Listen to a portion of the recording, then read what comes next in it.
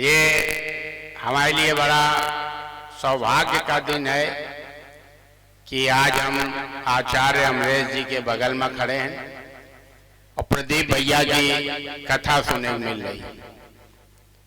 ये जो कथा होती है ना, बहुत से लोग कहिए कि यहाँ हजारों वोटर हैं लेकिन कथा के पंडाल में भीड़ कम है। कथा सबके भाग्य में नहीं लिखी होती है। ऐसा नहीं है कि जो लोग यहाँ नहीं आए वो आना नहीं चाहते थे, वो आना चाहते थे, लेकिन भगवान उनको बुलाना नहीं चाहते थे। जो आप लोग यहाँ कथा सुन के अपना जीवन सफल कर रहे हैं, और जो लोग नहीं आए, हमारे गुरुजी भद्राचार्य जी कहते हैं अगर कोई पंडाल में नहीं आता है कथा के,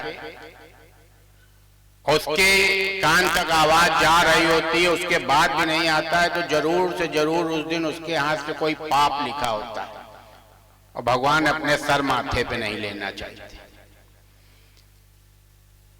आचार्य अमरेश जी का फोन गया, मेरे भाग्य में था, आप लोगों के भी दर्शन थे, व्यास गद्दी में भी आना था, और हमारे विषय में तो आप लोगों का पते हुई। हम कानपुर के एक इकलौते ऐसे आदमी हैं जो महिलाओं की सबसे ज्यादा इज्जत करते हैं, और हमारा नाम गिनीज बुक के लिए गया, और वहां पहुंचा कि नहीं पहुंचा भगवान जाने, नाम गवाह है। कहा कि हम महिलाओं की बहुत इज्जत करते, छोटेपन से करते। हमारी अम्मा बताती थी कि बउआ जब तुम पैदा हुए और रोते थे, जब तुमको कोई डॉक्टर गोदी में लेता था तो तुम और ज्यादा फैलाए मचा मचा रोते थे, लेकिन जब कोई नर्स तुमको गोदी में लेती थी तो तुम बड़ा मुस्कुरा मुस्कुरा देखते थे। तो हमने कहा कि हम अम्मा मुस्कुरा के देखते थे तो तुम ये तो समझ ना पाई हुई होगी हम काहे मुस्कुरा के देख रहे हैं, तुम तो यही सोच रही होगी कि लड़का हमारा बदमाश है। अभी से ये नर्सों को मुस्कुरा मुस्कुरा, लेकिन हमारे उसी बचपने में बाल काल में महिलाओं की इज्जत दिमाग में घुस गई, और कक्षा 1 से लेके हाई स्कूल तक हमने कोई वो खेल नहीं खेला जो महिलाएं ना खेलती हो। महिलाएं गुल्ली डंडा नहीं खेलती थी, हम कभी गुल्ली डंडा नहीं खेला। महिलाएं पतंग नहीं उड़ाती थी, हम कभी पतंग नहीं उड़ावा। महिलाएं गुट्टा उछाल खेलती थी, हम गुट्टा उछाल खेलते थे। महिलाएं आइस पाइस खेलती थी, हम आइस पाइस खेलते थे। महिलाएं आधा पादा किसने पादा खेलती थी, हम भी खेलते थे, क्योंकि हम महिलाओं की इज्जत करते थे।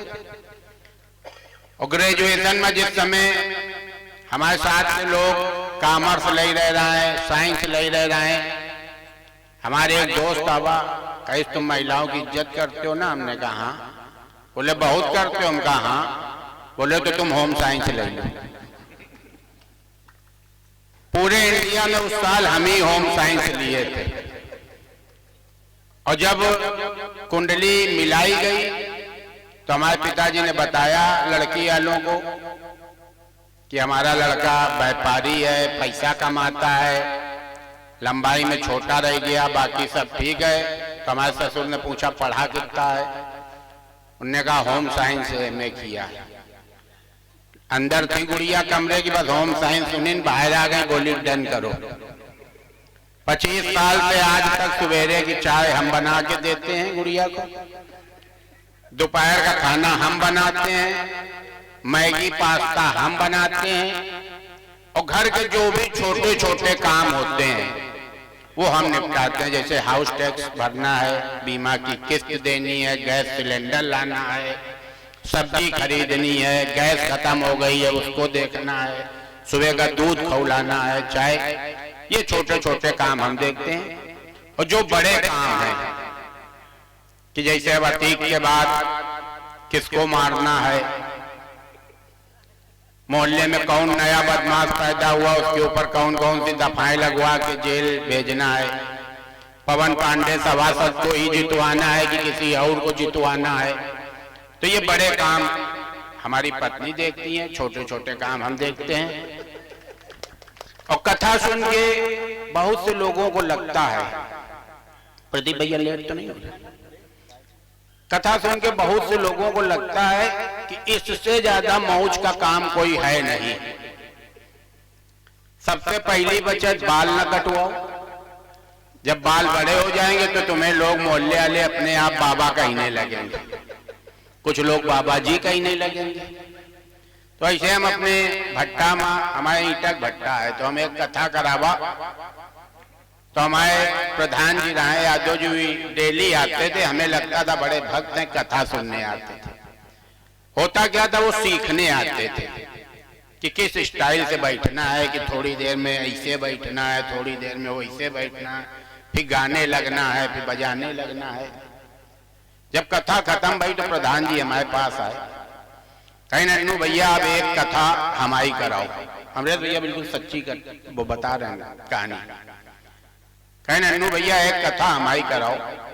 हमने कहा तुम यार प्रधान हो, नेता हो, व्यास गद्दी में बैठने का मतलब समझ रहे हो? बोले हम सब समझ रहे हैं, एक एक चीज सीख लिया, ट्रायल बेसिस पे करा दो। हमने कहा कि हम नहीं करा पाएंगे, किसी अज्ञानी आदमी से कथा कराएंगे तो भगवान कहेगा वो तो अज्ञानी था, तुम तो होम साइंस से एमए करे रहो, तुमरे तो बुद्धि होनी चाहिए।